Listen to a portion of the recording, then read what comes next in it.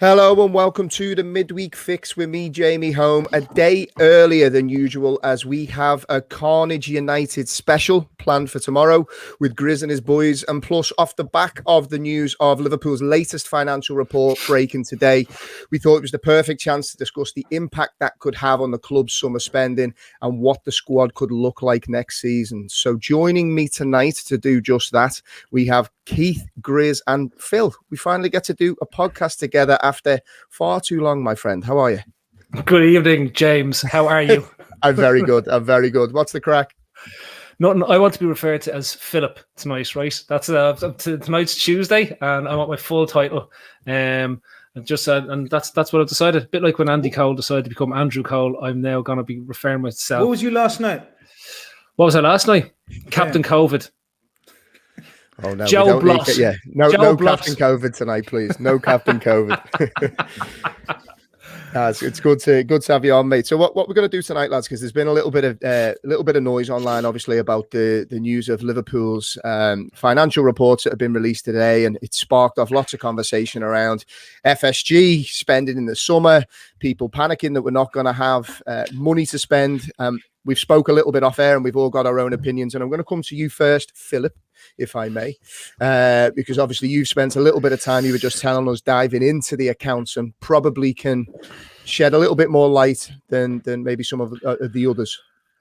Look, I'm not getting into private licenses, but anyway, I had a look at the accounts. I went into the full set of accounts rather than just the statement that was released, to try get in behind the numbers and see what it all looks like. Because I think really when you delve into the numbers, it takes you past the statement that's there and asks you about and gives you sort of real information behind what's going on. The key bit for me was really looking at what this is saying to us, because this doesn't cover last summer's transfer period. It covers the previous summer's transfer period, so the 19-20 season. So that's what we're looking at in terms of up to last May. And it only covers 3 months of no crowds back being in Anfield, and that disruption that happened from the March right the way through to the close down. Obviously, at that stage when they finished up at the end of May, and there was no football being played because they weren't sure when they were coming back to finish off the season. If this season was going to be delayed, if we remember the conversation at that stage was it going to be a curtailed season or whatever it was. So that's all framing those set of accounts when you look at the statements that are in there. And I've noticed tonight on the cesspit, that social media, everyone is up in arms about the going concern statement that's in the set of accounts. Most companies, if they have a significant level of risk attaching to what's going to happen over the next 12 months, that's required them to finance or require some equity injection or some level of debt to be used to manage through the cash flow situation, will set up that there's a going concern with the business, right? And they'll set out why they believe the business is going to be a going concern. And if this wasn't addressed, that they would have to ask the question as to whether they could continue in operations. That's exactly what Liverpool said. That's exactly what's in there, right? The 46 million quid is almost front loading what they're expecting to have to pay back in terms of the commercial revenue from the television. There isn't much to be concerned about in the account itself, and it's interesting to see that FSG have already availed of a loan facility back in January. Now, whether that was in anticipation of something happening, or they were planning to have a bigger summer, if you want to go with that lines, also to cover off the cost of the revamp of the training ground, because the facility they have, it covers all costs. They've called it out that this isn't just a capex or a facilities build. This is to cover working capital or any other corporate expenses that come up for the club itself. If we look at comparative losses with the likes of City, where they announced 120 million loss, we look at this loss that's there, it's relatively small. But look, the real impact of the real impact for us is going to be the accounts next year, right? That's where you get 12 months of no crowds. That's where you get 12 months impact. And that's where, look, from an FSG perspective, looking at what the player acquisitions were and then the player sales were in terms of what goes through the cash flow statement that's in there, you can understand why they were potentially cautious across the two windows, right? In there was about, I think there was the proxy for what we have to spend in a summer is the cash and cash equivalents that sits in the accounts. Now, I'm telling anyone who needs it, it's a proxy. It's not a finite line because it's much more detailed than that. But the proxy for what we have to spend in the summers in there, and there was 37 million in cash and cash available in those set of accounts. And if you look at what we spent then on Jota and Thiago, and that becomes amortized over the course of the contracts that they sign with us as well, that's essentially where it is. And if you look, they probably kept back maybe 15, 20 mil in terms of funds to be available to use in, say, December, which then is never realised because of what's happened since then with the lack of fans, the lack of match day revenue. And match day revenue, look at what it is about 85 million. The wage bill itself was up, but we should expect it to be up. We had renegotiations, we had new contracts, and we also won a Champions League and we won a league title in that space of time. So those bonuses were due to be paid to players, and they probably recognised them. I'm not sure, I couldn't get in, as I said, I haven't got into the depths of, but I'm not sure if they'd already recognised the payments of the bonuses for winning the league in the last financial year, because normally that's to the 31st of May. They have recognised that. They have that. I didn't get, like I said, I went into it, but looking at it then, they have taken the cost essentially for winning the Champions League and winning the league in the space in a 12-month cycle. Because if you remember, the Champions League final was in June, the year we won it, not in the May. So that falls into the same financial year. So it's expected to see what's happened. And we should I'd expect to see some more wage inflation, but that should be commensurate with the amount of money that we're increasing the commercial turnover, so that the percentage of wages to turnover doesn't increase massively year on year. But with the way things have gone and with the fall off and the TV revenue, etc., around it, we will see an increase this year in terms of what's there. So all being told, people are panicking when they see the 46 million. They've decided that there's no money available for us there to spend in the summertime. And of course, people on social media jumping to conclusions and panicking, Phil. Is that what you're trying to tell me? Yes, mate. Yes, mate. Yeah. Yeah. So, but look, sorry. Go on. No. All I'm going to say is that in relative terms to where you'd expect us to be for what's gone on over the last year, we haven't sunk the ship yet. We haven't got into serious issues, and the debt even that they've taken on is manageable for the turnover and the amount of repayments we have to make. It's a revolving facility, so everything that we pay back is still available for us to use then over the remaining 5 years. So think of it like this: if we had to use 150 million, which I think we used in these accounts, right, and they repay some of that facility, you still have that available to use if we want to go out and sign players, or if we need to go and expend on the stand that they're planning to build for the Anfield Road end, or they want to go and do something else on the corporate side. So it's not a perfect situation. It's not like the owners are saying in those accounts that they're going to lash a load of money into the club. In fact, they're confirming that they are sticking to their model, which is the club finances itself, and by being able to use a loan facility to maintain the position of the business, the cash position of the business, they have stuck to this as a whole. So anyway, that's a quick read. I haven't got into, I'm sure Swiss Ramble and Mo Chatter will do their brilliance in terms of what's there, but in terms of going through it quickly and having a quick analysis this evening, well, just before I started watching Escape to the Chateau, that's the best I could come up with. Felt like I was back at university there in the economics class. Jeez. Lads, I'm not gonna lie, I hadn't gone through the accounts or whatever, but Phil Casey has absolutely nailed it. In layman terms, let me put it into layman terms because he's confused the fuck out of everyone listening and watching, right? So basically, cut a very long story short, he's absolutely nailed it. There's not a club in the Premier League that wasn't gonna produce accounts that showed profit. Yeah. Absolutely not a chance. And basically we're stable in a pandemic, in a time of where clubs have absolute, no money and scrambling debts and all sorts, right? We are stable. Our debt is manageable, and that's the key word here. It's manageable.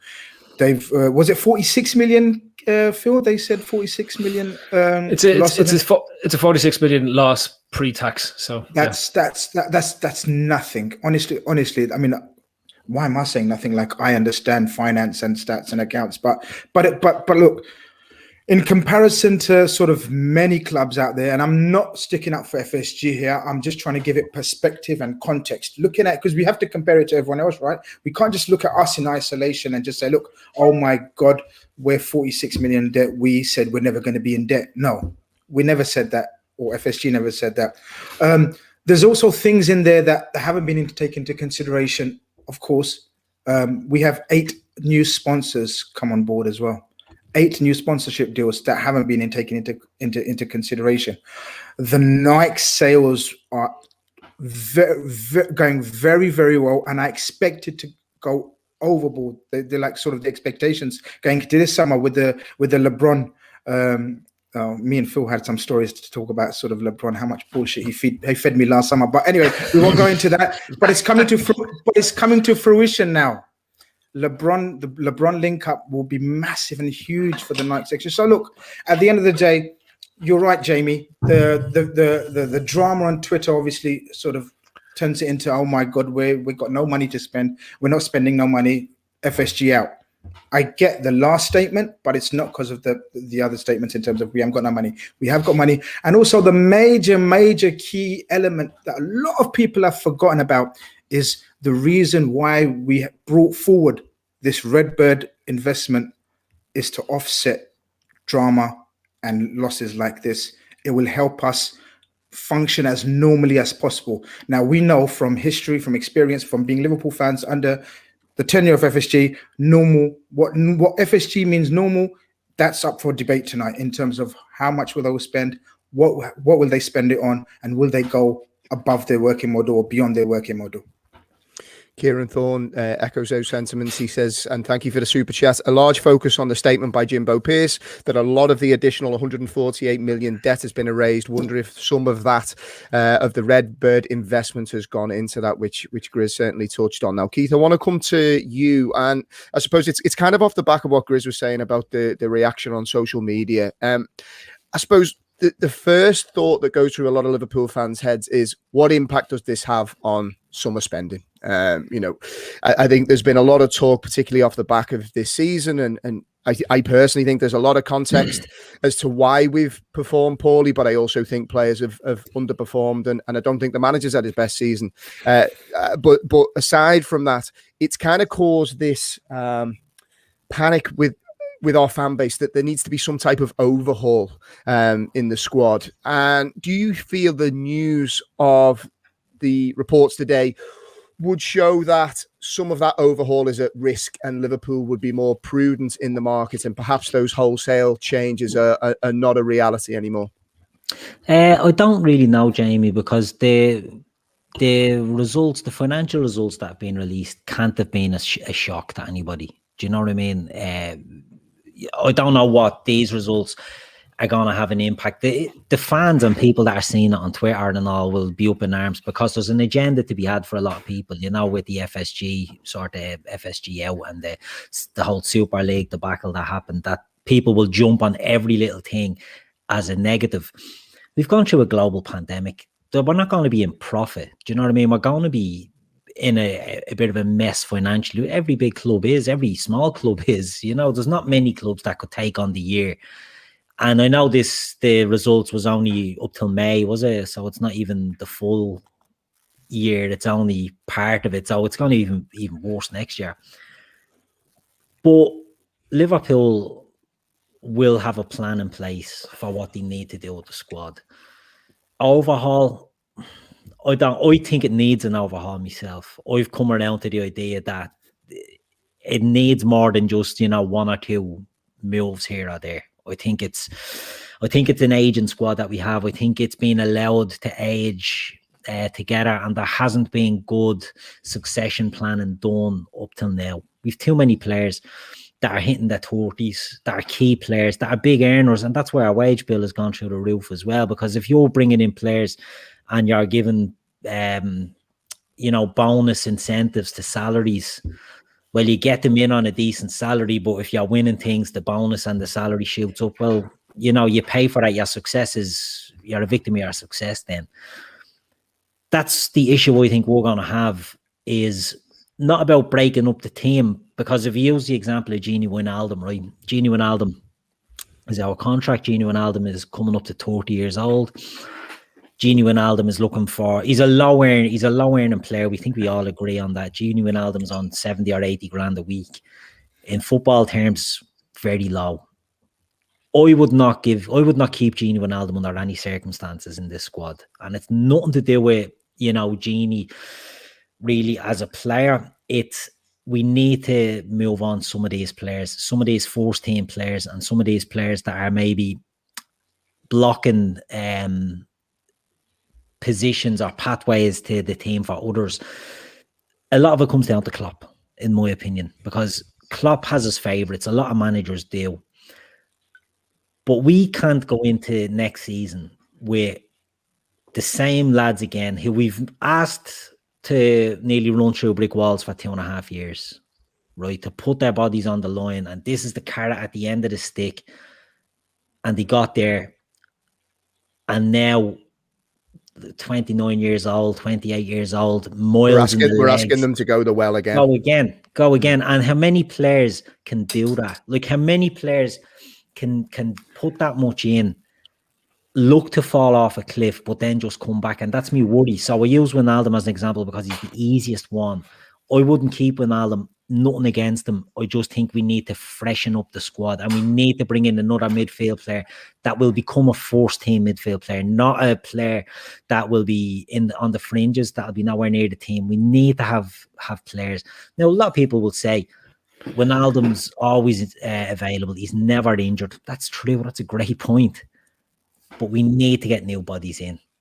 I've got more controversial shouts on what I would do than Gini Wijnaldum, but we'll come to that later. Yeah, I was going to say hold fire on the breakdown, because I want to come to you, Phil. And before I do, just a quick shout out to the Villa podcast. Conan looks like he's in tonight. Only here to stop you all clamouring for Ollie Watkins. We're definitely going to touch on Ollie Watkins in a bit, so stay with us, Conan. Grizz?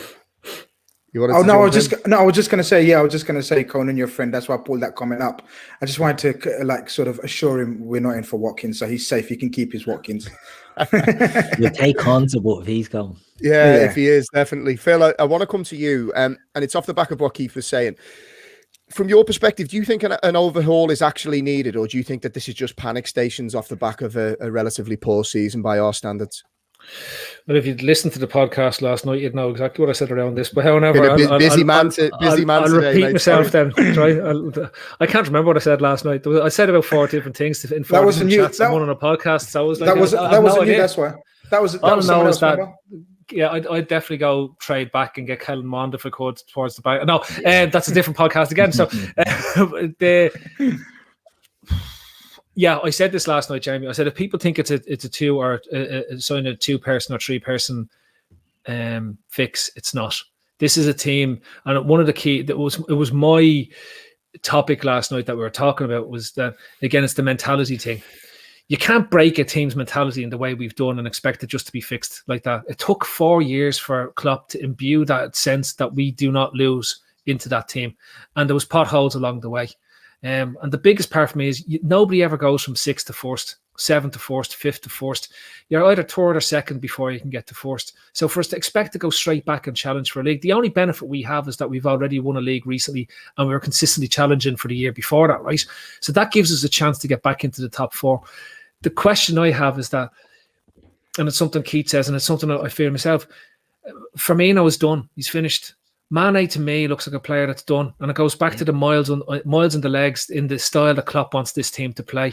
Gini, for the exact same reason, to me is done, and this is where we start running into issues because they've got so many miles on the clock. Klopp likes to go with a small squad, and this is the challenge and the problem he ran into with his Dortmund team in that season that it all fell apart because he likes a 16, 17 man squad. But that runs those players into the ground. And the biggest question I had, I can't remember who was on me the night we did it on the forum, going back maybe 3 or 3 months, was the question I have is that Klopp has always been a builder, but he's never rebuilt. He's never rebuilt anything. He's never gone in and revitalised the team and brought something else to it. And I said it to you this morning, my admiration for Pep has gone up a step this season because it's the first time, and I know money's no object, and it's great that he has no money. Money's no object, but he's actually gone and created phase 2 of his Manchester City squad and Manchester City side to put them back in the same position they were before. Klopp has never done a phase 2, and this is a huge question to both Klopp and Edwards, is to now get to find the dice and roll it again. And I think they've made it a bigger job by backing the players they had for too long, right?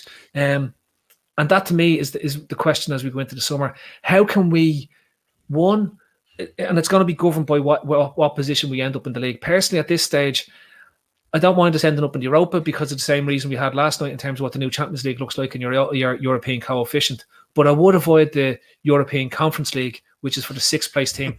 So if we don't finish 5th, I want to finish 7th. Do you get me? I don't want to finish up in that 6th place position, because that 6th place position sends us off to the tier 2 Europa competition, right? It's not going to do anything for your coefficient. Yeah, it's not going to do anything for your European coefficient. And it means that the idea that Klopp likes to work with that smaller squad. If you remember, after the first year he was there, we missed out on Europa. So we had a season where we just had the league to focus on. And that was the year that we fundamentally changed from what we were beforehand to this Klopp-based model. And the mentality started to come into that team. And that's when we start this unbeaten run at Anfield. And that's the key change that happens in the team. So to give us half a chance, if we don't finish 5th, I want to finish 7th. So as we got no European football and we're only focusing on the league. And I mean that I don't hear about League Cups and FA Cups and stuff. It's just focus on the league, get top 4 so they can work with 14, 15 players and use them week to week to get into that top 4, so that we're back in a position that we had 2 or 3 on a window, as opposed to having to look at how do we change 4 or 5. I'm going to play devil's advocate, and I'm going to come to you again, Phil, just before I go to Grizz. And we've touched on this ourselves privately, in that maybe one of Klopp's biggest drawbacks is his loyalty to players. Now, what I would say is, with Klopp and his man management, it's very difficult, I think, for him to get players to buy into what he's trying to build, and then maybe turn his back on them when maybe things aren't going so well. Do you think it's realistic, based on what this squad has done for him, that he would, in theory, turn his back on some of his key players that have been fantastic for him for the last 3-4 years? That's, again, mate, this is I'll go back to the point I just made. We don't know, because he's never done it. Yep. And this is the biggest question mark over Klopp as a manager, is can he do a phase 2? The greatest thing about Alex Ferguson and Bob Paisley and Bill Shankly was the fact that they built multiple teams and knew when to kill their best players, knew when to kill the guys at the top end, knew when to get rid of them, right? It was easy when Klopp was coming in to stamp and build his team, and he was able to get rid of Coutinho, and he was able to get rid of Khan and stuff like that when they wanted to go. But this, for the first time, is he has to drop the guillotine on some of these players and say, right, now's the time to move on. Now's the time to rebuild. And I have to, for the sake of me and for the sake of this club and for the sake of this team, these lads need to go. And that's the biggest question mark I have around, because I do think potentially the weakness in his managerial style is the fact that he creates this bond with the players. They want to play for him. They want to do the best. And he wants them to achieve their best. And it is that father-child mentality that's in there. You can see it there, like, you know, from the hugs and all that type of stuff. But that makes being really rootless and much more difficult. When we get on to ins and outs, that's where I'm sort of going to bring this back around, because again, it's like we're at a position where we're not going to realise the value that we should have realised in the players that we need to get rid of, because we've kept them too long at this point. Grizz, I'm going to come to you, and it's more on the FSG side. Do you think the talk of big name signings is pie in the sky, given the current climate and obviously everything that's been released today? If you think of FSG's strategy in the past, it's very much been kind of a sell before we buy, or basically operate within our means. You know, there's been so many crazy shouts thrown around. I mean, I know we've talked about Mbappe and the LeBron connection. You know, when you see the news of today, and do you think that it's crazy talk to think that we're going to spend big cash, or do you think that FSG mean business? See, I'm the right person to ask here, because I'm the confused one myself about this. And I'm going to sound contradictory, but it is what it is. I mean, so look, I know a couple of people that have said things in the past, and it's come spot on, that work around FSG in USA and here. And then I've got me as a fan disregarding everything that tell me and looking at, as you say, what FSG have done and do and how they operate. So even my own brain is fizzled. So I'm getting told, disregard the figures, disregard previous summers. We will go huge is subjective, right? But we will. Oh, this is where you get my hopes up now, Grizz. No, but you know, no, but this is my point. No, but I'm confused myself, Jamie. So these same people have told me that we will invest heavily in players. Now, what heavily means is no one knows what heavily means. It's subjective. Comparatively to FSG, that would mean probably in the region of 150 million summer, right? Gross, that is, before anyone goes mad, right? Which would mean 70, 80 million in sales and another 70 million on top. But then the fan in me that's been supporting Liverpool and watching and observing the tenure under FSG tells me that's not going to happen. It hasn't happened. It only happened in Kenny Dalglish's first tenure, and I think that's it. Apart from that, they've reverted to the policy of sell heavily, brilliantly, and then invest back in the squad. So, you know, to try to speculate and try to sort of say how this summer's going to go, I agree with Phil Casey again. I was nodding away like a little kid, but I did actually agree with everything he said there. It does depend on A, where we finish. You know, that has, of course, that has an impact, you know. And B, you know, it depends on the sales. And we haven't really got huge sellable players that stand out to you. We have one who is the last person you want to sell. We have wait. Say again, sorry, Keith. I'm selling the other two. Oh, but this is my point. Even the other two, Bobby will get you, let's be honest and realistic. A bag of peanuts. All right, Phil's going to say bag of peanuts, but let's say 30 million max, right? 25, 30 million max. And the way Mane's playing, max. the way Sadio's playing, you know, nothing. So we're going to have to be different. FSG will have to come out of their, Gav always uses this phrase, but come out of their comfort zone. And they will have to, because I think they're in a situation where the team requires urgent surgery, in my opinion. And they have done that in the past. So when we got to a point where Phil talks about the season where we could concentrate, and I don't know what season he's referring to, but I know what he means. And then in that summer, we went huge on Van Dijk and Alisson. So we can do it, spending 75, 60, and then 50 on his favorite player, Naby Keita. So we have got history of when needs absolute must. And I've always said this about FSG, Jamie, that when we have to do it, they do it. It's just they rest on their laurels and expect Klopp to work his magic in the other times. That's what they only work in emergencies. And I 100% agree with Keith that this summer is an emergency.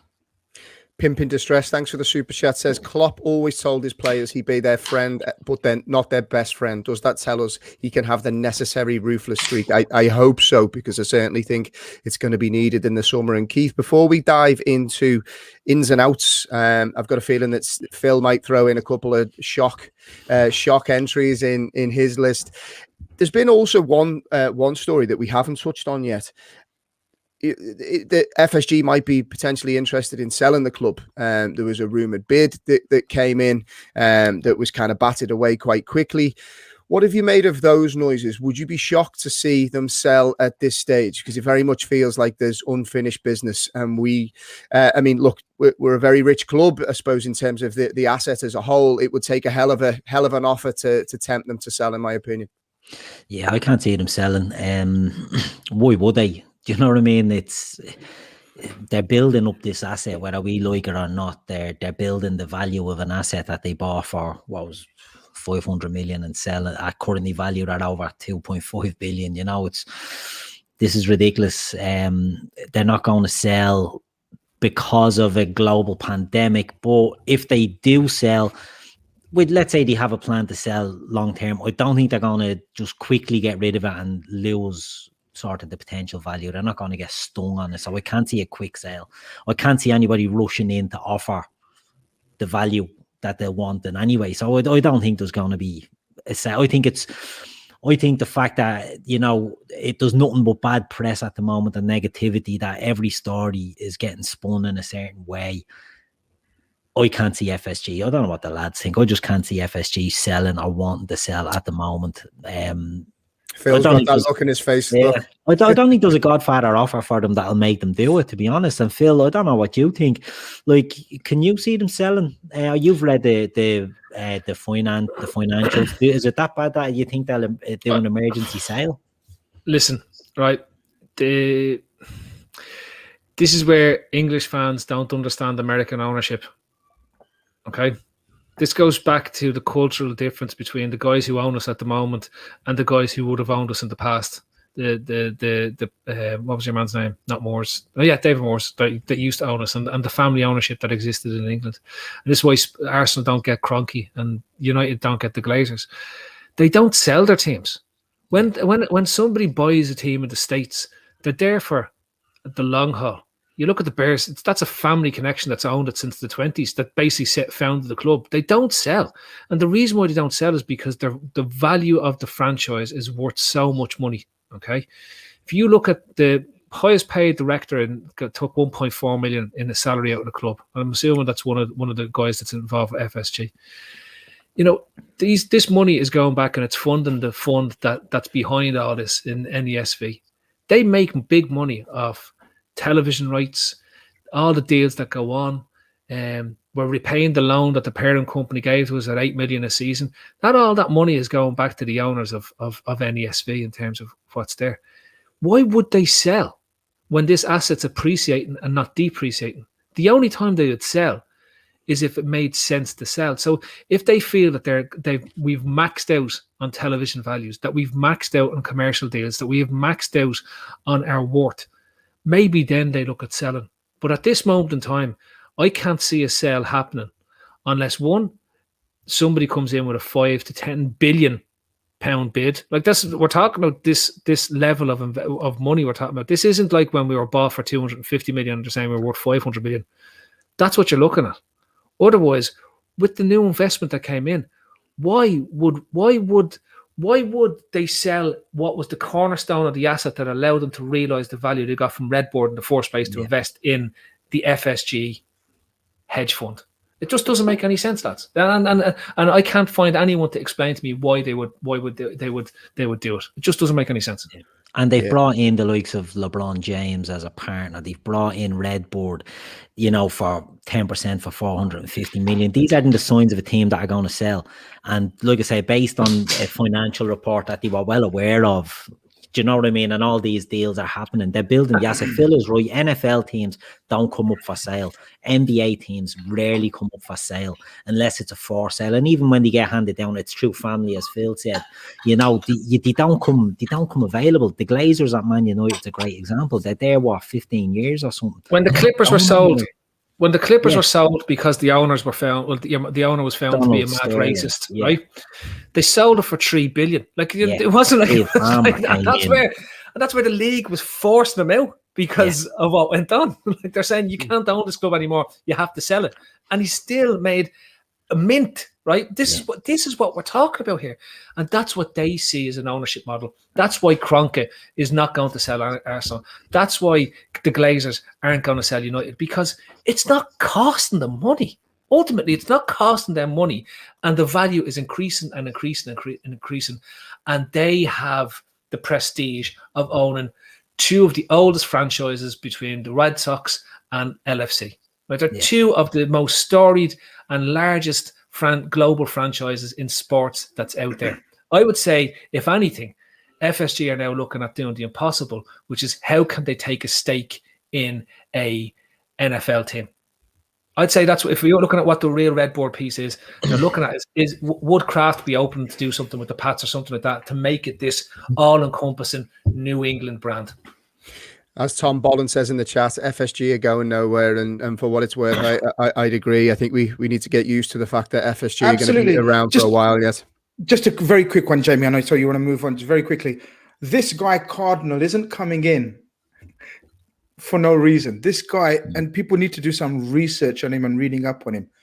This guy is a business maniac in terms of what his visions are. Now, yes, a lot of the fan base, especially the match-going fans and the local fans will be in uproar with some of his visions for Liverpool. And I've been reading up on him. But as a business entity, and in terms for what it means to FSG and their profile and the asset, he's going to be huge. So they've camped.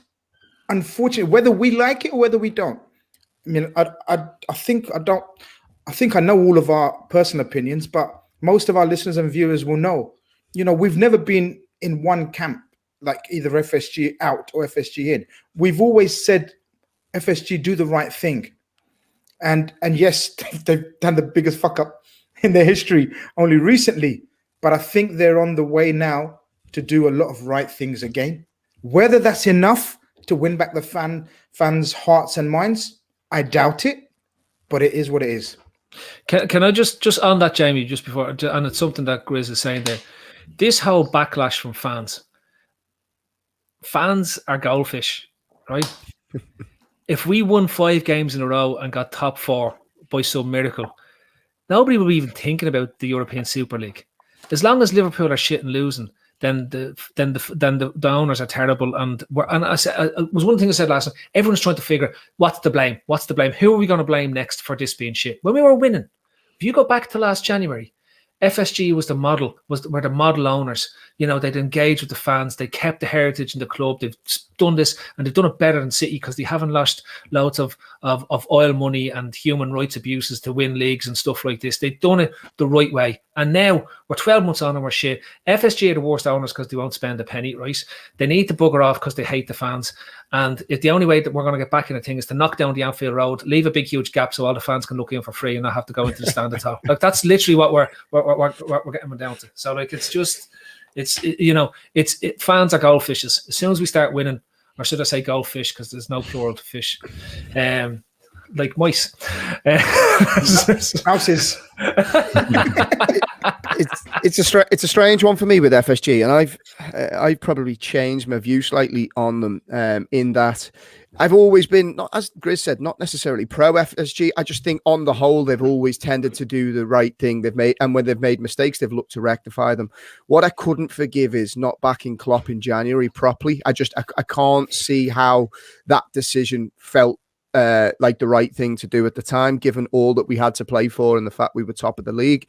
And then off the back, obviously, of the Super League mess, their inability to communicate to managers, players, and hang them to dry is something I found hard to stomach. But like you said, Phil, football, things can change quickly in football. You only have to look at the Luis Suarez example. He said that he wanted to leave and join Arsenal, and then all of a sudden he scores some goals and everybody forgets it. I think if we start doing the right things for a short period of time and we manage to scrape into the top 4, hopefully we can move on and build. And Kieran, just to finish off on FSG before we move to Grizz and some of the players we might look to offload. Kieran says the interesting bit will be how quickly Redbird invest in the FSG model for collateral cash. They need to leverage of the stock markets. That's why the original Red Ball investments failed.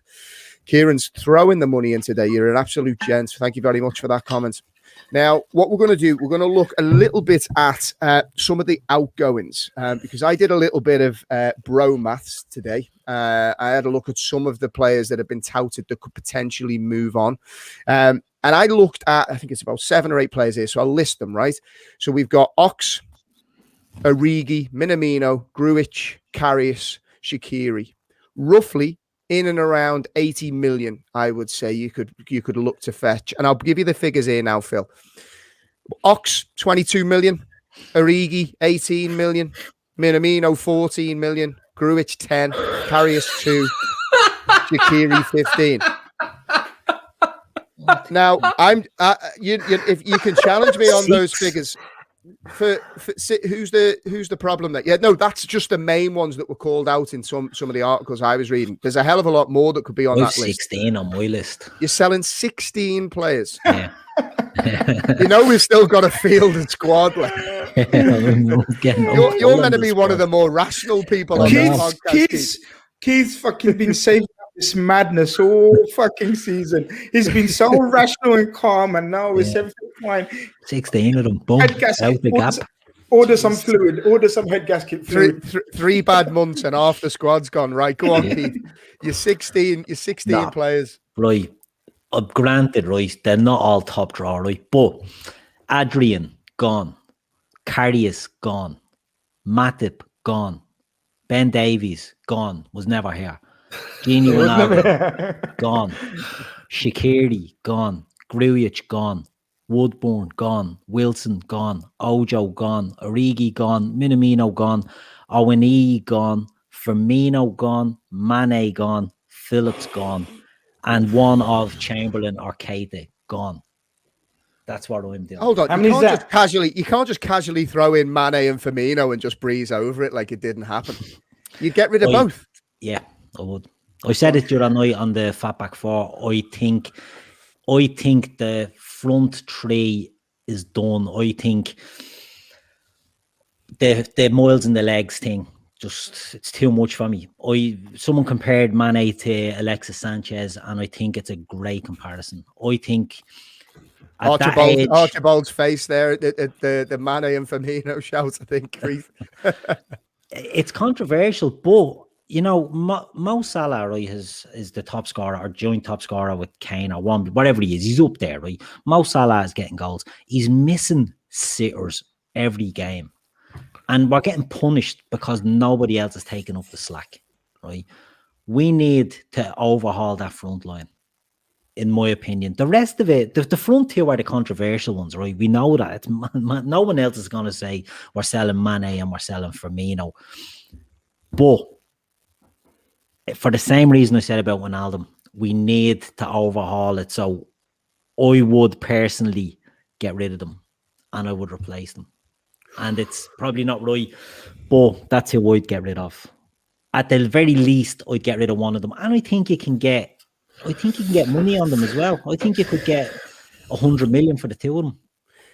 My honest opinion in reaction to that, and I'll come to you next, Phil, is I think it's madness to think about getting rid of that volume of players, and particularly the likes of Mane and Firmino. What I think you will find is, yeah, I agree, Firmino looks shot. Mane's confidence looks shot. We've asked these players to go to the well for the best part of 3-4 years. We need more options. We need to be able to rotate. We need to be able to get freshness back in their legs. You've seen earlier on in the season before the injuries, the impact that just having Jota back, it was a legitimate option. I mean, we've had Divock Origi knocking around the club for 5 years now. He's not a legitimate backup option. I think what's been exposed, or I suppose shown more this season, is our backup options are not strong enough. I wouldn't be looking to sell any of the major first team players other than Gini Wijnaldum. I think Mane and Firmino have still got a lot to offer at this side, but maybe just not as the focal point of the attack. Phil, what's your reaction to Keith selling two of the famed front three? I think, again, wasting our time talking about fellas that don't exist, like Woodburn and Wilson, we can't get rid of them. They're shit. So it's like they're not good enough for the club. You can give them away for free. Like, you'd be better off cutting the wage out of the accounts and saving money that way. Like we're talking about Grujic. Nobody would put a bid in from last year. 10 million, the Echo had him. I'm getting some grief for the fact that the numbers I gave out before. The Echo said 10 million we're getting for Grujic. Jamie, nobody would put that money in for him last year, right? I'll go to the Origi thing. We can't sell Origi.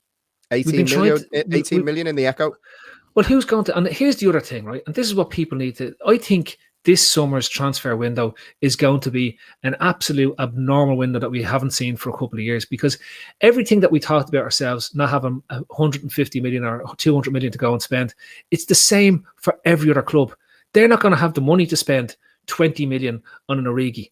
They'll look to get him for 8 million, 10 million. You're going to see a realistic curve backwards in terms of transfer fees compared to where it has been for the last while, mainly because they're all going to have massive holes in their balance sheets, massive holes in their P&Ls that they didn't have beforehand, that they won't be able to just prop up that was there, because they've already used financing in an awful lot of cases to do what they've been doing over the last 2 to 3 years. I think I've seen that the Villa's losses when they got promoted with all the money from the Premiership, they ended up making less money and having a bigger loss year on year than they had when they were outside the Premiership, because they put so much money into signing players. So the idea that we can continue this infinite train of increasing values in terms of transfer fees, and it's not going to happen. So when we talk about the likes of Origi and we talk about the likes of the Shaqiris, and I think Shaqiri, we spent 12 million on Shaqiri.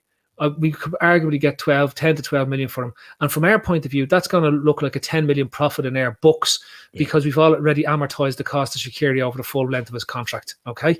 So when Grizz is talking about how much money we're going to spend, we got to think about it like this. When the club looks at how we buy and sell players, they don't look at, we got 100 million. We spent 100 million on the players and we got 80 million back in on players. And that means that we only spent 20 million.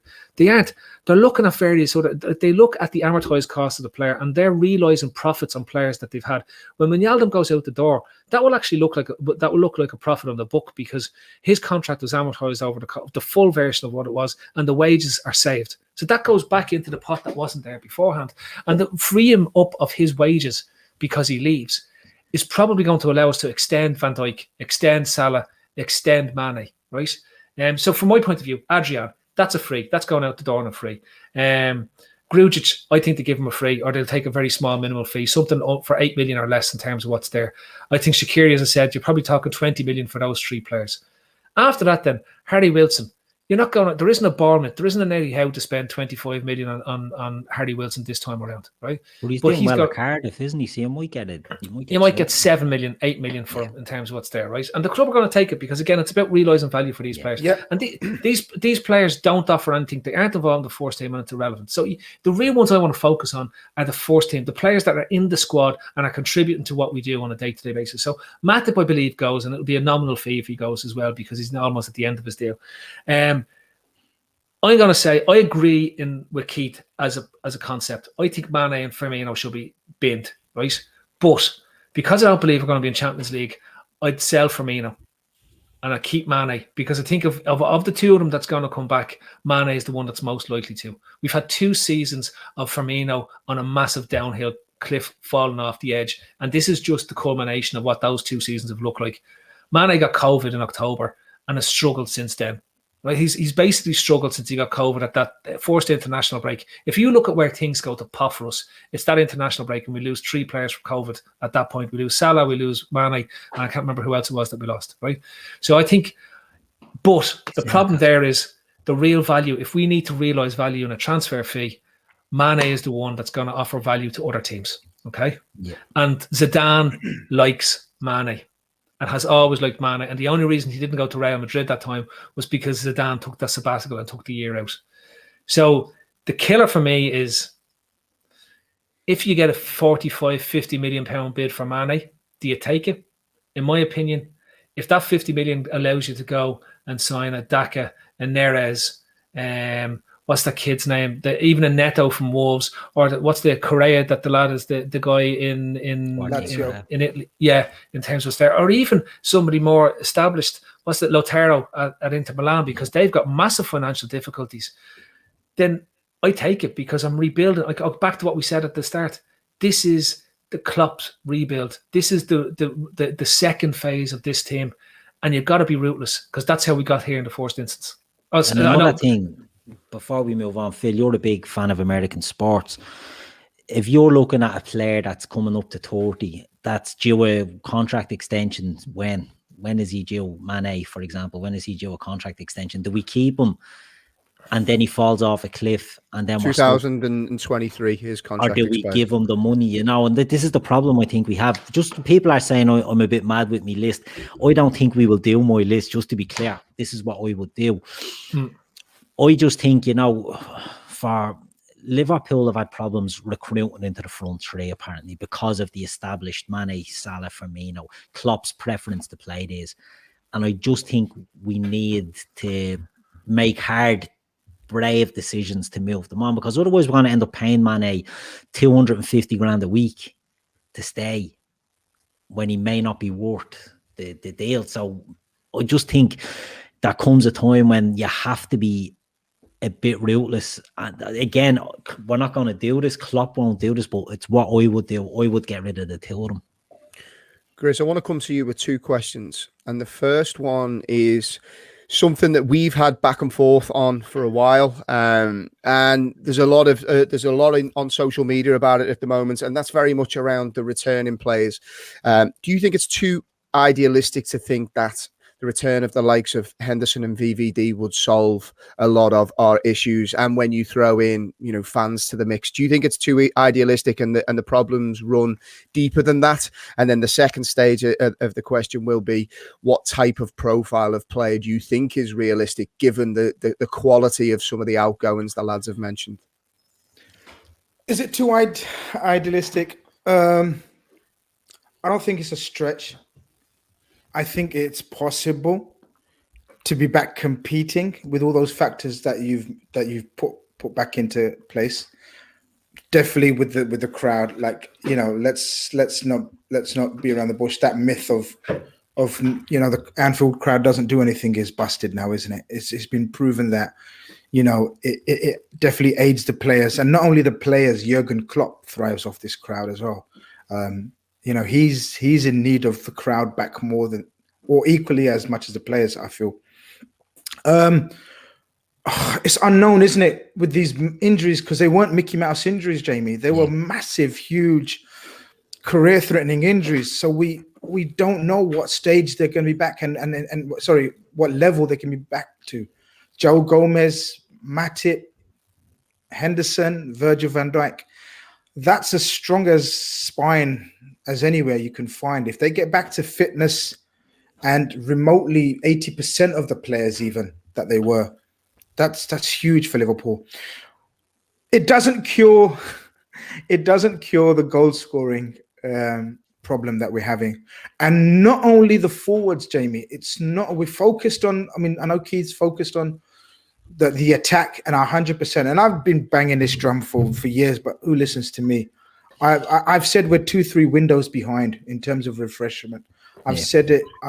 Keith knows I've said it for over a year and a half. We're behind, and that's why we're panicking now, and that's why FSG is panicking, because they rested on their laurels and thought Klopp will manage.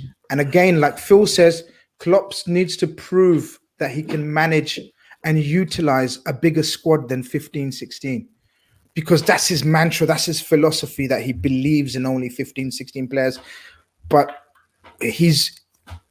Klopp's learned every season, and I think he's learned huge lessons this season. And one of those ones will have to be that he needs a bigger squad not only in terms of numbers, but in quality. And it's concerning to me, and I think to the majority of the fan base now, finally, that the lack of trust he's shown in squad members like Ox, Keita, when they're available. Obviously, we know the non-availability issues, but when they're available, Tsimikas, Ox, Keita, Tsimikas, Shaqiri, Origi. This is what's hampered us and killed us and made it look even worse, because I think his utilization of our squad, I have to say, has been poor. Now, whether that's through he's lost trust or faith in them, if that's the case, then that list Keith's compiled has to be put into place. I'm going to come to you now, Phil. I just want to touch on the comment that Alan sent in. It should say way too much overreaction and disrespect for what Klopp has done. And I know from my own perspective, I think everybody loves Jurgen Klopp. How can you not? But at the same time, I think it's fair to open up discussions around some of the things that have happened this season. And I love him more than anyone, but I think his substitutions have been a little strange this year. I think decisions like playing Naby Keita in Real Madrid was a strange one. Like Grizz says, he doesn't seem to trust a lot of his squad players, and his inability to change from the 4-3-3 system when I think we felt like we'd been watching the same game since December. I think it's fair questions to ask at the same time, whilst being fully behind Klopp and what he's done for the club. Phil, you want to jump in?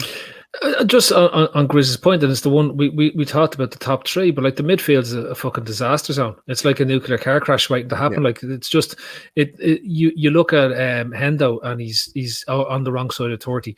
You look at Thiago, he just celebrated his 30th birthday. We spent big money on Thiago. That's there. Gini is gone. We've got Fabinho, who is our true class midfielder in terms of potential. What teams, if I'll put it this way, if one of the teams that wants to win the Champions League is coming in and they're looking at our midfield, what player are they going to go for?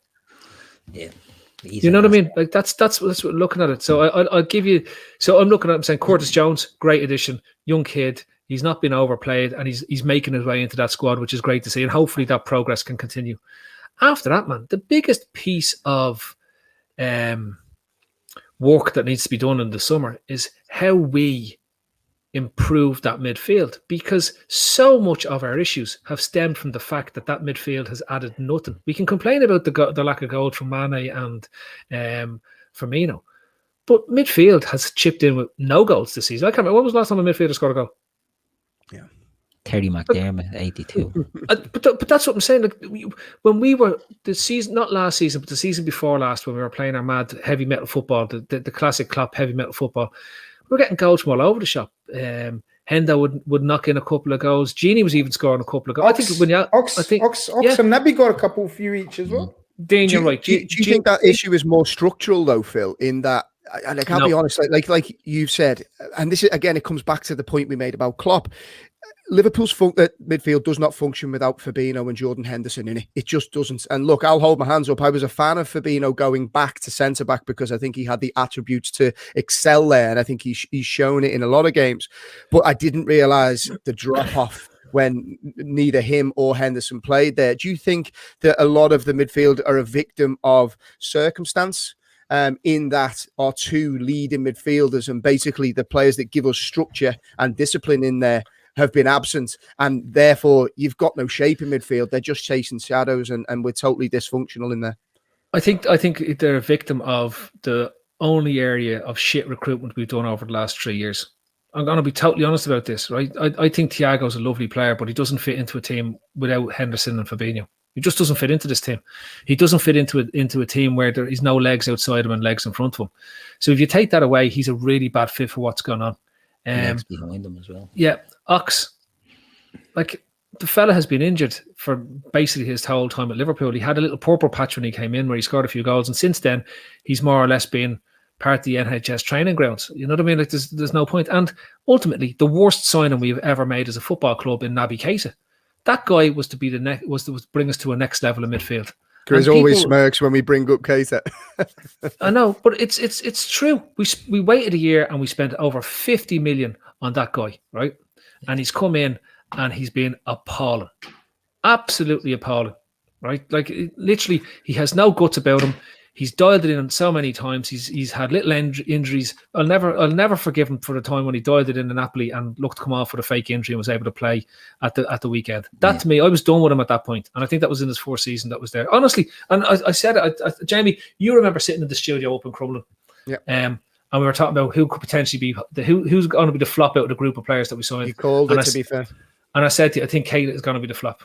I had a big worry about his mentality after his final season with Leipzig, in where he was dialing in injuries to avoid getting injured before he came to Liverpool. And that just showed, that was my biggest concern, what it was. And what it looks like, he just doesn't have the bollocks about him. And sadly, that is ultimately cost us massively this season, because between the injuries and the fact that when he has been available, he's made no difference, has meant that the person we've had to turn to drive us in an attempt to get back into top four was a 43-year-old James Milner. Like, you know, and this is what we're talking about.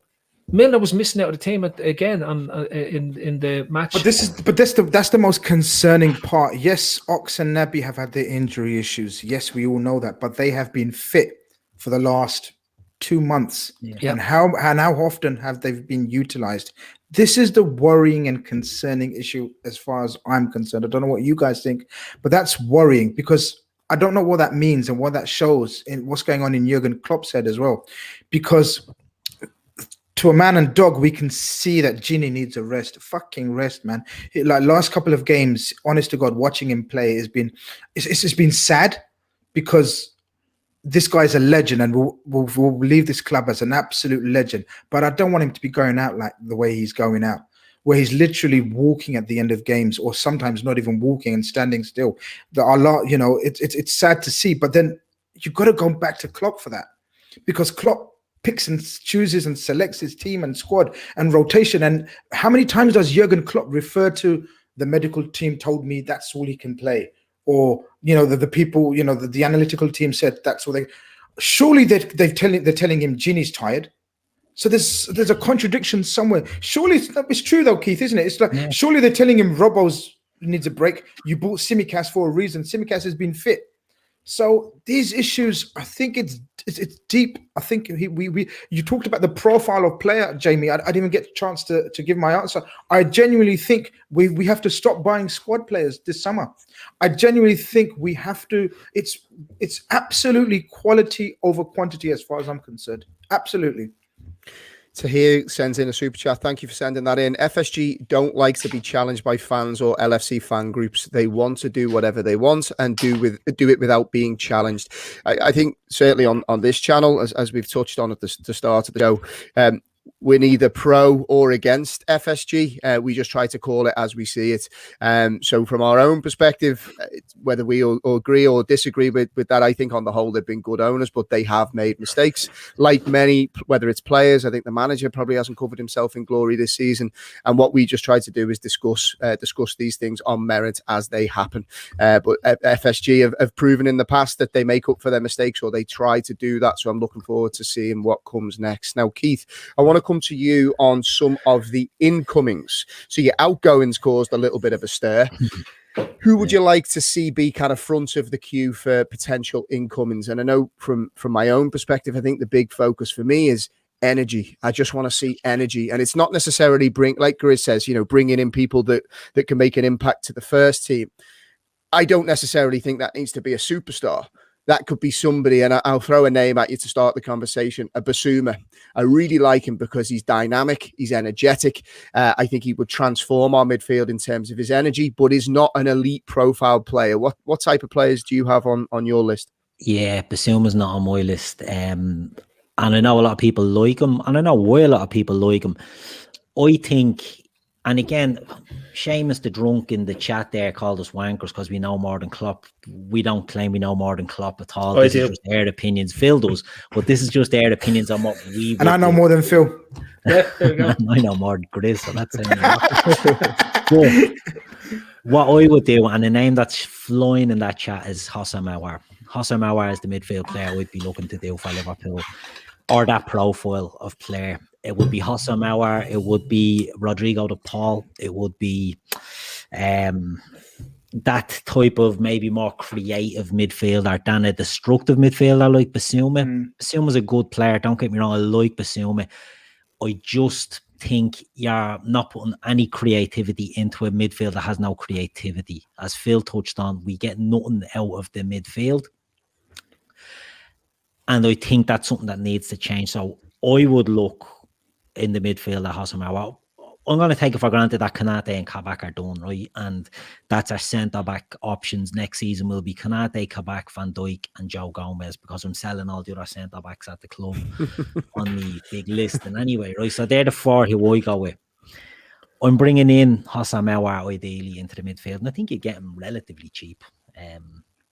And another thing, that's the thing, Basuma won't come cheap.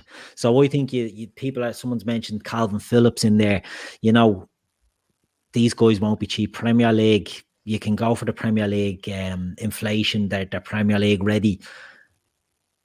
I think there's better value to be had on the continent. So people are saying the Paul's going to Milan, fair enough, but that type of player is what I'm saying, the more energetic, even the likes of Gravenberch at Ajax, he's destructive, but he's better with the ball. Neuhaus at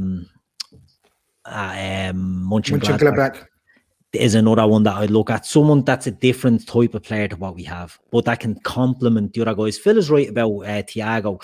Thiago hasn't maybe settled as he'd like because this team isn't what he signed for. Do you know what I mean? He signed to play with Van Dijk and Gomez, leading the high line and springing passes left, right and centre to a clinical front three. This isn't what he's getting. But if you bring in someone like Aouar in there, I think it just transforms the midfield. So I'm looking at Kanate, Kabak, Aouar. Now, I think we should consider, and people will tell me in the chat if it's being done or somewhere else or not, but Memphis Depay is one I would look at on a free, because Memphis Depay to me would be a Shaqiri replacement in that, you could play him in several positions in the front or as an attacking midfielder if you wanted to go. Not attacking midfielder, you know, if they play the 4 and Bobby is the attacking midfielder, but he's really playing up closer to the front. I think Memphis Depay could do that. But we'd be looking at Patson Daka as well for the centre forward. He's not Premier League proven. The last player we signed from Salzburg didn't work out. You know, it was a big jump for him. But that doesn't mean because Minamino didn't work out that Daka won't work out. You take each player on its merit, not the league they come from or the club they come from. And I would look at Daniel Malin at PSV Eindhoven. He's available for about 25 million. Daka, you're probably looking at, what do you think, Grizz, 30 million? 25 million, 30 million for Daka? Not more than 30, yeah. Not more You're than looking 30, at 35, 40 for hour, maybe even less. You know, that's not big. You're not spending that much on them players. Phil mentioned Lautaro Martinez. I'd be all over Lautaro Martinez. I love him.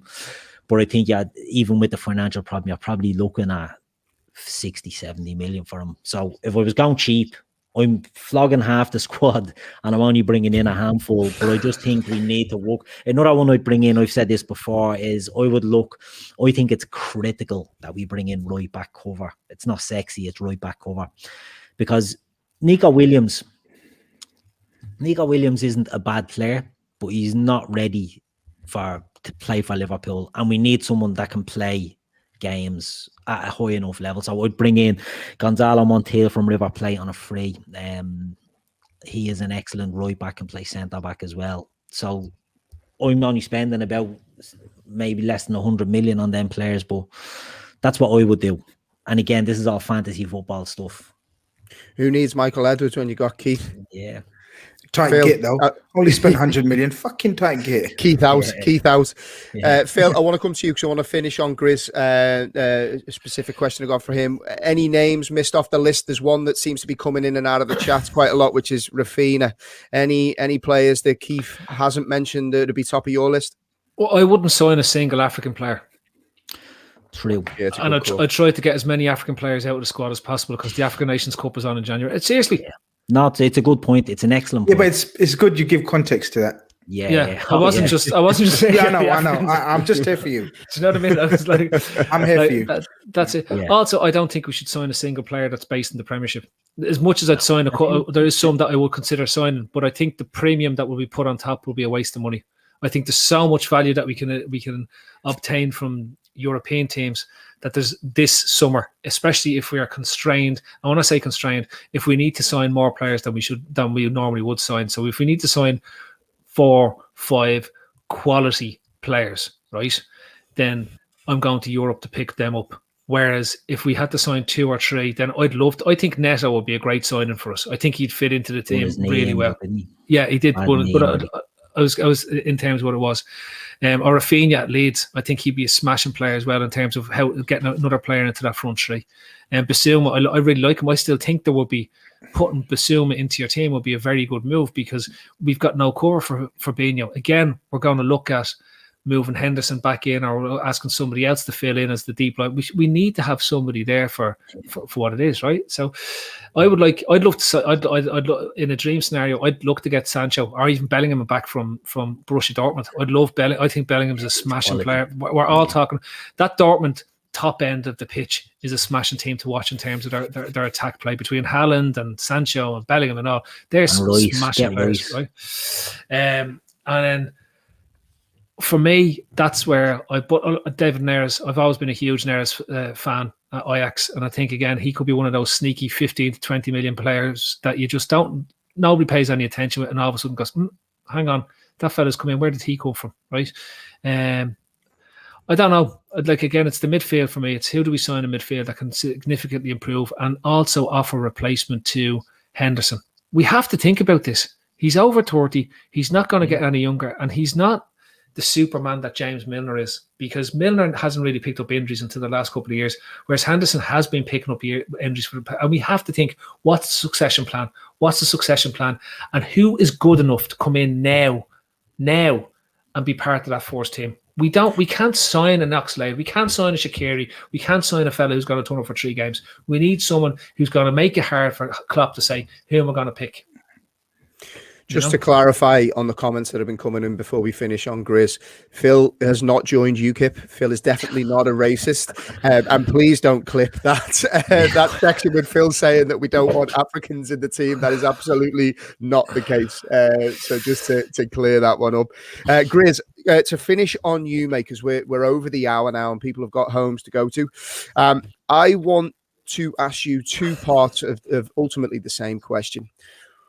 What names are on your list that you would like to see, and what names are on your list that you think we will see come to the club? So my list is very simple. I'm not beating around the bush like Keith in terms of tight-fisted. We gave him the keys to the kingdom, and he went and spent 100 million on about 10 players. So look, if it was me, I would get rid of all the players that he's mentioned. I wouldn't get rid of Mane. I'd hope and pray that Mane comes back. As Phil says, he's the only one that has a chance of coming back. I don't think Phil comes back into sort of anything remotely what we saw. Bobby gets into the same form. I'd go, look, it's been a good start to the window. Kabak and Konate are done. All right, so clip that, do what you want with that. All right, so that's a good start. We've got the defense sorted, right? Or centre back sorted, so to speak. We've touched on the midfield. And it needs creativity and it needs goal scoring ability, which is what we lack. I'd go Grealish. Don't get me excited now. No, this is what I would do. I'm going to get you excited with what I think we'll do. I'd go Grealish. There's no links to him. We're not linked with him before people start saying, oh, Grealish. There's nothing. There's no interest in Grealish. But I think he'd be absolute magical in this team. I'd sell a child to get Grealish at Liverpool at this stage, to be honest. I love him. Jamie, I think sack of shit, bad haircut, sack of shit. Wouldn't want them anywhere near the club. Attitude is terrible. Attitude is terrible. Just when we defended your racism, just when we defended his racism, pure racist shout. I love his hairstyle. I think he's got fantastic hair. I'm actually jealous of his hair. I think you're actually growing one underneath that hat, Grizz. Yeah. I know, but I'm going to reveal it in the summer. But he's fantastic. He's an absolute footballer. He's a dream footballer. Gok. I would go all about Sky Sports bollocks. Useless. And I would go, and I don't think 10 players in the League of Ireland that are better than that Grealish fucking waster. I would honestly after 11 o'clock, crazy Phil comes out. I think that's the case in point. Cinderella. so I'm going Grealish as your creative midfielder. I'm going, and this is just personal. I'm going Bissouma as your energy, because this midfield needs energy, as Jamie says. And it needs a replacement for Henderson. Really, you're right. We need to start thinking about replacing Henderson. So that would be Bissouma, Grealish, and is this me being realistic? 3 players, you said, right? You can be optimistic if you want, mate. These are your 3 choices. You've got rid of 50% of the squad. There's no rules here. No rules, then yeah. Because I've gone for Grealish. I'm being, even though it's my choice and my preference, I'm being realistic. Mbappe won't come without Champions League. So then I'm going a cheaper striker in Daniel Malen from PSV, and then I'm going big on another player, Sancho. I'm going Sancho, Grealish, Malen, and Bissouma. 4. It's only 4. We have to go. Look, this is me. We gave you the chance, and you shut yourself. I'm not going to shit myself. I'm going to go big. I want to go big. I want to go huge, because this is a massive summer. We're Liverpool Football Club. We've seen the glory. We want that back. We don't want to be going back to fighting for top 4. So if you're going to give me the keys to the kingdom, that's why I'm going to try to go out and get you. And those 16 players that you've mentioned, I think it's very realistic that we can get rid of them. Even if we sell them for half their values, we'll still raise about 150, 160 million. So. Yeah. If we were to sell Mane and Firmino, we'd be all over buying Sancho, because we'd need another, not superstar, but a big player to go in that front line, rather than my list of Daka and fucking Memphis Depay. But look, but There's this a lot is, of bread in but it. look, the people in the chat have not understood your question. They I haven't like Dennis said what- Zakaria. Somebody mentioned Zakaria in the chat as well. I Zakaria think if is you- a great player. And absolute pony. That's the thing. No, That's why absolute pony. no, Phil. Grizz, I think the Basuma shout was a good shout, but he's going to cost so much money from a Premier League team that you've other players that can perform that role that you'll get for half the price. In France, France is going to be awash with players that'll be. Yeah. the Canadian lad in France. What's his name? There's a Canadian Jonathan David. Jonathan David. Yeah, that's one to look out for. Yeah. And so this is what I think. Obviously, names get thrown out, and there's a few loads of names that we're linked with, whatever. This is the names that I know we've got firm interest in. So make of it what you will. So these are the realistic ones now, Grizz? Yeah. Okay. Yeah. Gravenberch is the one we want to be the long-term successor to Jordan Henderson. Gravenberch from Ajax is the one we want. I don't think we'll realistically get him this summer, but that's the one we've got an eye on, and we firmly want him. What does he think of the Europa Conference League? That's the problem. That's the problem. That's the problem. So these come with what's the word? These all come with a disclaimer. Europa Conference North. Yeah, exactly. Gravenberch is the one we want. I genuinely believe we will. Hossam Aouar is a massive, huge target. Hossam Aouar, Gravenberch is, but I don't think we'll get Gravenberch. Hossam Aouar, as you said, France, definitely a chance to get Hossam Aouar. Even they're crippled.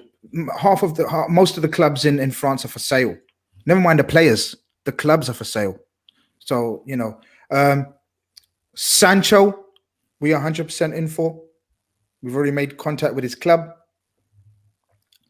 And I think, everyone knows my opinions on Mbappe. That's gone with the Champions League dream. Because, he's not going to sign up for the Conference League or whatever you call it, European Conference League.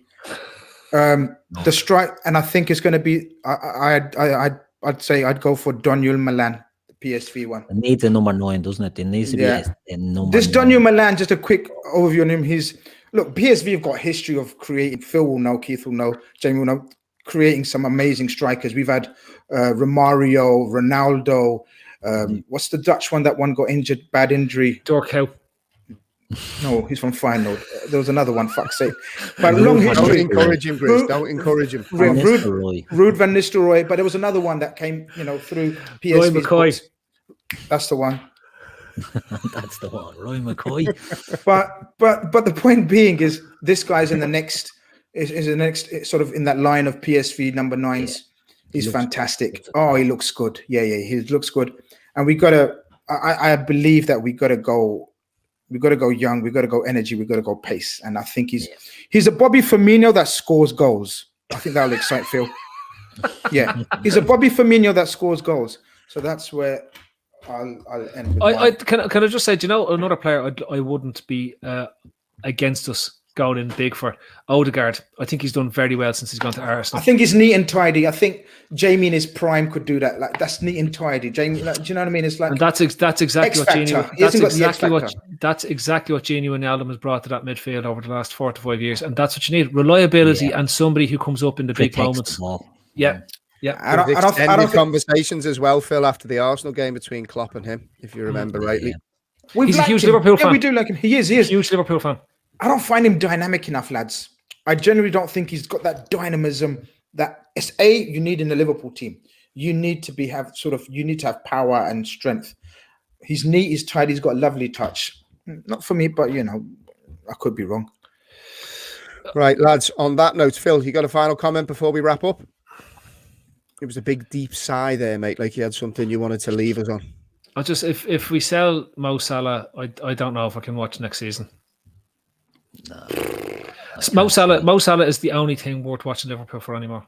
He's not even on my list, and I've got Bladen after my next count 18 of them on it, and he's not on. I think he's safe.